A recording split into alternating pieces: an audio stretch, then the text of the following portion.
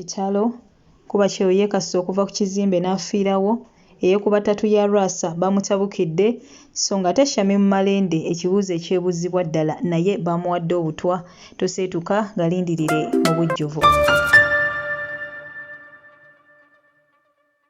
Asiibye omutya mujje baleko gyonna gye mutuusako engalo kansuubire nti buli kimu kitambulira ddala bulungi. Abasiraamu mwebaye ddala okubeera ng'ate musiiba enkya lunaku lwa Eid era nga mwenna mbaagaliza Eid ennungi. Abayita mu bizibu eby'enjawulo mbasaasirako, abatuuse ku buwanguzi mbasanyukirako mikwano gyange so ng'ate mmwe abakuliza amazaalibwa olunaku olwaleero mbaagaliza amazaalibwa amalungi ag'essanyu. Abafiiriddwako abantu bammwe nsaba emyoyo gy'abagenzi Katonda agiwumuze emirembe agiramuze ekisa agumye emitima abako ab'eŋŋanda ssaakaate n'ab'emikwano. Amanyenzo Omumbejja Aisha Nasolo butereevu mba ntuuse okubeera ng'ate nkutuusako agenda maaso mu ggwanga lyattu Uganda era nga sinagenda maaso ngenda kubeera ng'ate ntandika n'okwagaliza CEO wa Aromatic Entertainment omukulu ono Ahmed Lubowa amazaalibwa amalungi ag'essanyu. Ndowooza mwenna mumanyi bulungi batuzannyidde emizannyo mingi akali amaggwa best friends bungi nnyo bungi ddala ne batenda we twogerera naye munnange bamulaga wali ate ku Bukedde TV. So no munaye tumwagaliza amazaalibwa amalungi ag'essanyu, tumwagaliza mirembe, tumwagaliza buwanguzi mu bulamu obw'ensi eno.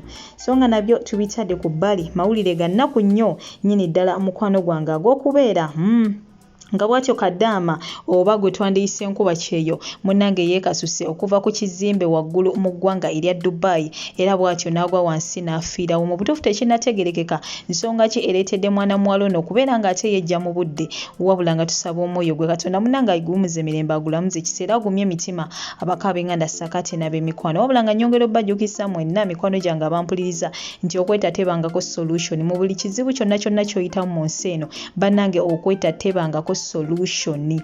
Ewoba olaba ebizibu bikususseeko funa omuntu yenna alina gw'oyogerako naye teri kizibu mu nsi muno kiyinza kukuleetera kubeera ng'ate weta kubanze nzikiriza nti buli kizibu kyonna munnange kibeera ne solution. So gwe wenna ayita mu bizibu eby'enjawulo nga naawe munnange osuubira okubeera nga wetta weetuga oba nga weetuusako ekintu kyonna eky'obulabe jjukira ekintu kimu nti okwetta tebangako solution ate era teri mbeera ya lubeerera. Ejjukiramu gy'ovudde ebizibu bingi nnyo by'oyiseemu by'ozenga ovvuunuka era ebimu we twogerera obinyumyanga ngero sokkiriza nti era ekiseera kigenda tuuka ngeri ebyo byonna by'oyitamu essaawa eno ate obinyumya wabula nga wabivuunuka dda. So munnange oba kubeera ng'ate wetta mu kiseera ekyo kitegeeza ebirungi by'olimu essaawa eno togenda kubeera ng'ate okola ki obituukamu ate era kikkirize oba kiteeke mu ndowooza nti bangi nnyo bayita mu bizibu ebisinga naawe by'oyitamu. So munnange bye ate bigenda maaso eruuyi eyo so ng'ate nabyo tubitadde ku bbali. Munnange ekibuuzo ekyebuuzibwa mu ggwanga lyattu Uganda nti Shamim Malende naye yaweereddwa obutwa. Kinajjukirwa nti olunaku lw'eggulo munnange amawulire gagenze maaso n'okubeera ng'ate gatambula nga bagamba nti Shamim Malende ali ku ndiri afa bannange embeera si nnungi n'akamu n'akeddagala era abamu munaye batandise dde okubeera ng'ate babitambuza nga bagamba nti Shamim Malende naye alabika yaweereddwa obutwa nga bannaffe abamu we tuzze nga tubawulira. Jjukira nti n'omugenzi Jacob Olanya we yafa bangi nnyo nakati bakyabitambuza nti naye yaweebwa butwa. Bantu bangi nnyo bazze nga bafa nga bagamba nti munnange baweereddwa butwa. Kati gwe nsaba ontereko awo wansi mu comment section ddala naawe okkiriziganya n'ebigambibwa nti Shamim Malende yaweereddwa butwa oba munnange ayina birwadde bye birala bye bimusumbwa. Naye nga all in all tusaba Katonda abeere ng'ate munnange amusuusa byonna ebimuluma efe tumwagala okubeera ng'ate munnange akyagenda maaso n'okubeera ng'ate alwanirira abantu. Jjukira nti ono abadde musaale nnyo mu kubeera nga bambi alwanirira eddembe ly'omukulu oyo Ssewanyana Alan Saakaate n'omukulu Muhammad Segirinya abaddemu nnyo nga bannange abakulu bano mbawe eddembe lyabwe wabula essaawa eno waba ali ku ndiri kitegeeza munnange ebintu byesibaamu. So tugende maaso n'okubeera nga tetumuteeka mu ssaala. Naawe wenna ayinayo omuntu wo yenna nga mulwadde ali ku ndiri nsaba Mukama abeere ng'ate munnaye akola ki amuteekako omukono gwe ogw'ekisa. Abasiraamu bagamba nti abeere ng'ate amuwa shifa agende maaso n'okubeera ng'ate assuuka. N'oluvannyuma ngenda kuba nno munnaye nkulekerako ka vidiyo kano nga bw'atyo Eddie Mezaya agenda maaso n'okubeera ng'ate asomera omukyalo ono eyeeyita Kalibattanya wa Lwasa. Kinajjukirwa nti omukyalo ono yavaayo emabegakawo ne yeekuba ttatu ya Lwasa nga yeekubye feesi ya Lwasa ku kugulu ssaakaate n'okubeera nga yeewandiiseeko erinnya lya Lwasa wabula tewayitambale nga tulaba omugagga Lwasa ataddiŋŋanye ne Angel we baali baayawukana. So munnange Eddie Mezaya avuddeyo bw'atyo n'agenda maaso n'okubeera ng'ate abako obubaka bwamutuusako. Gwe wenna mpuliriza ngenda ngenda kuba nkulekerako akatambi kano mu bigambo ebingi Eddie Mezaya byagenda okubeera ng'akyayogera ngenda kusaba obeere ng'ate olondamu ebikugasa ebitakugasa byesonyiwe. Engombo yaffe wano eri nti eat the meat and throw the bones. We bakuwa emmere gwe lyamu eyo gy'owulira nga amagulu lyamu ennyama magumba kasuka ebbali. So ngenda kusaba n'ebigambo bya Eddie Mezaya londamu ebikugasa ebitakugasa mukwano gwange bireke wabbali kubanga nze nzikiriza ti byonna byagenda okugira si bibyo wabula ate mulimu ebyo ebyamakulu ennyo ebigenda okuba nga ate bikola ki bikyusa obulamu bwo olunaku olwaliro. Ngenda kuba nkusiibula essaawa eno yennyini toseetuka ngenda kuba ati enkomawo namawe yamala mangi nnyo nnyini ddala kyenkusaba kiri kimu subscribe nga ateekako akadde like nga video eno woba ogyagadde. Goodbye for now toseetuka. Omusiru yeegomba akabina k'omukazi oba entumbwe naye ng'ate si yagenda okuzina. Omukazi omusiru yeegomba entunula y'omusajja oba enkula y'omusajja ennyambala y'omusajja naye ng'ate ekikola omusajja kyekyo ekimuva mu bwongo si bino ebigoye bye twambala oba ennimi ze twogera. Ono musiru emirundi musiru. Tonda okuwa obusiru abeera akubonerezza nnyo. Ate omuntu asobola okubeera omusiru olw'okubeera nga musiru oba abantu mwe yakulira nga basiru. Wabula ate omuntu omugezi azaalibwa nga mugezi. Akaliba akendo Abaganda balugera.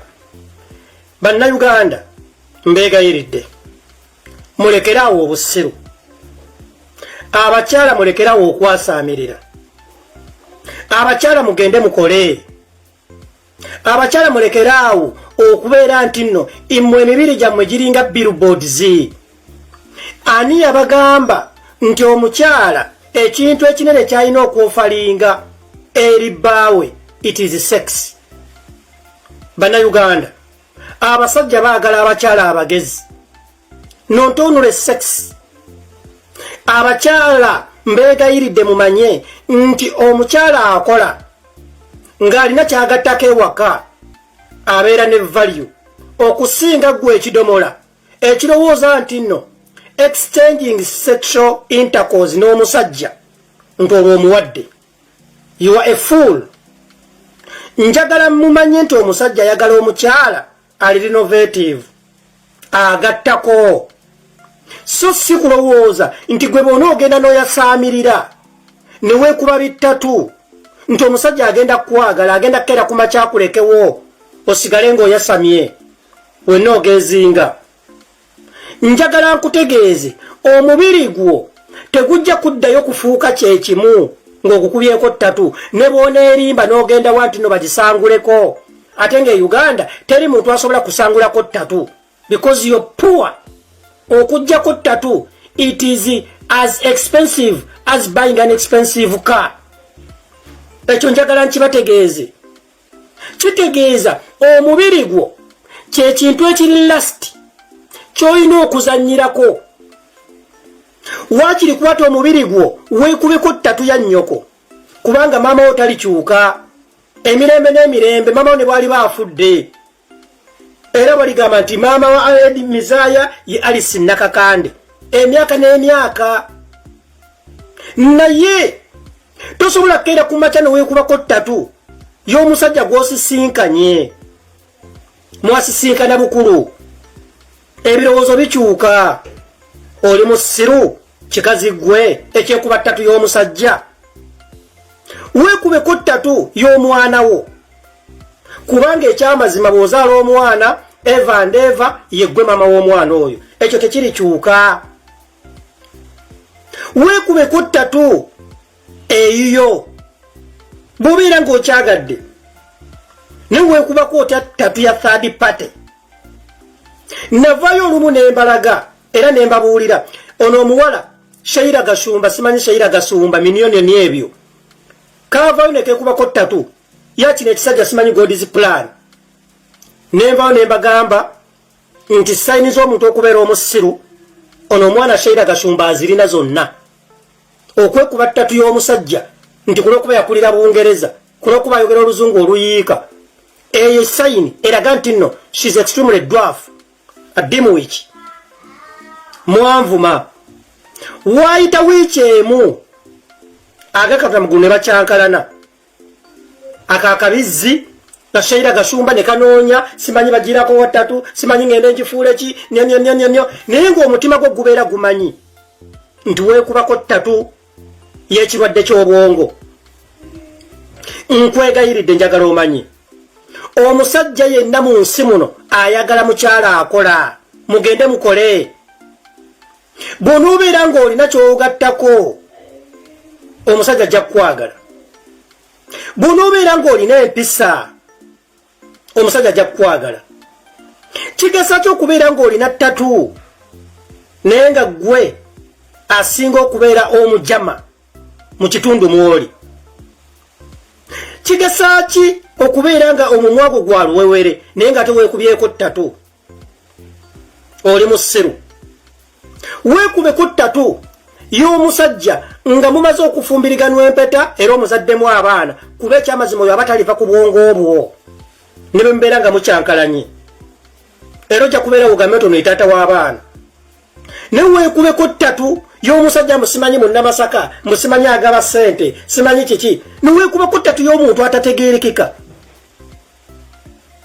Neweekubako ttatu kulwokubanga musimanyi gundi simanyi ono lwasa simanyi agaba bumotoka simanyi oli musiru. Gwolowooza emmotoka esobola okuzzaawo sikiini yo. Baana bawala njagala mukimanyi nti amagezi tebagatunda. Njagala otunuulira abakyala bonna abo betwesiimisa abali mu bifo ebyakabi nabo baavubukako nga mmwe nabo babaagala era nabo babeebakako era babakola. Nete kizibu nnyo okusanga omukyala ali mu woofiisi eruvunaanyizibwa e Uganda ng'alina ttatu. Kitegeeza oyo omukyala yali fokasifuulu. Yali fokasifuulu. N'amanya nti ne bwe neekuba ttatu wano bwe neebotola olulimi enkya bwe nnabeera njagala okubeera member parliament abantu banampa obululu. Njagala bannayuganda emyaka gireme kubalimbalimba. Oli n'agenda n'ayagala akasajja kulw'okuba kwogera oluzungu. Oli n'agenda n'ayagala akasajja musimanyi kakuba ekikalu. N'ototunuulira kiki kyakuleetera ku mmeeza. Ne mutuzaalira agaana agabeera ku nguudo agabbi ne mutuzaalira agakubika obutayimbwa agatambuzi g'obutwa kubanga wayagala omusajja aliko ebisiraani naye olw'okuba akuba ebikalu kulw'okuba ayogera oluzungu mbwanyirira simanyi yakola akanyama. Are you stupid? Okukubako ttatu ku mubiri gw'omuntu tekisikiriza era kisikirizaga bizzibizzi agantu agalina obwongo ag'ekibizibizzi ne edimizaaya nsikirizibwa reasoning capacity. How do you reason? Olwo nja kugenda naawe era nja kwegomba. Edimizaaya I've never been pulled olw'okuba gundi alina akabina. Why? Nkaagazaaki nti gundi alina entumbwe nti gundi alina eriiso alina skin. No. Reasoning capacity yetwala edimizaaya. Era yensonga lwaki emyaka gyonna nninga nze ataavubukako saanywa ku sigala obulamu bwange bwonna saanywa ku mwenge saanywa ku njaga siryangako ku mayirungi sigenda mu disco.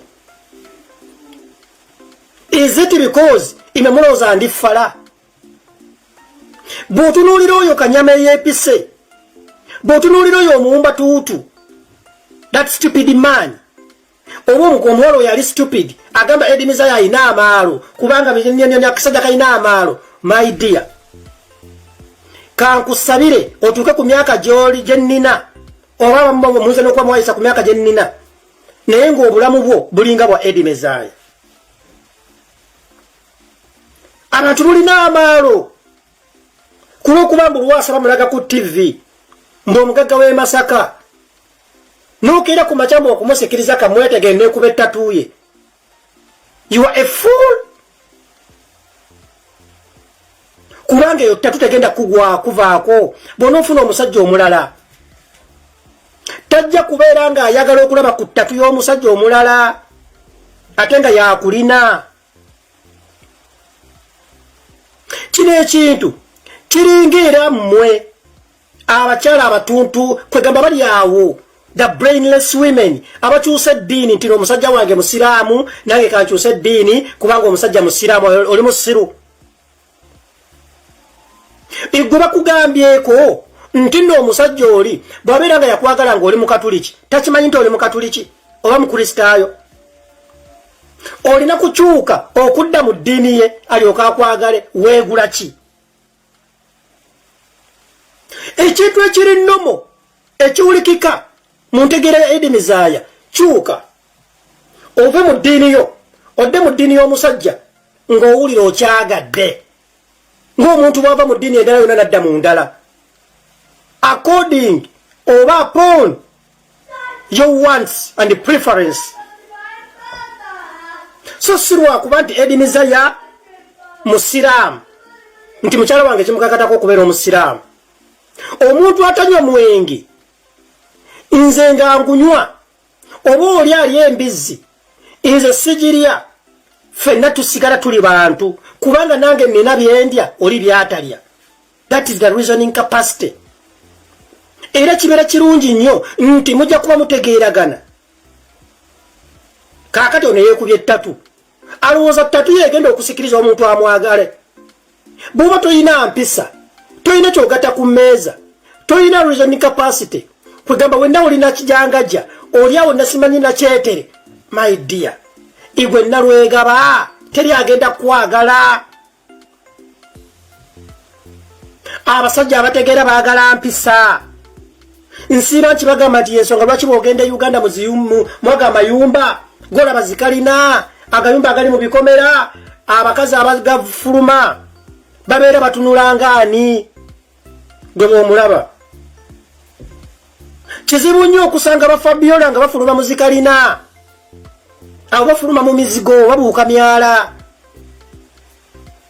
Naye abakazi mwe munyuma be bafuluma mu ezo zibayita posh, era be bavuga embisi. Nsira mbagamba imirya Kampala road, imirya ku Jinja road, simanyi Lugenda Ntebe, simanyi Masaka road, Mitiyana, enguudo zonna zifuluma Bombo road, Gayaza road. Gwe imirya ku roundabout ojja kulaba buli mmotoka ensajja ng'omukazi agivuga tategeerekeka. Naye ng'abawala abo bwe muyita abaakabi abo ebikubye bitatu nga kino ekimenke, kino ekibizibizzi nga biri ku boda bali mu Uber, stupid. Naye ye oli omukazi gwe munyooma ng'ali mu mbisi era yalagibwa avuga abaana babatwala kusomera, abajja kusomera, agenda ku mulimu adda waka, agenda gula mmere, kutambula, kugenda waka, kutegekera bbaawe.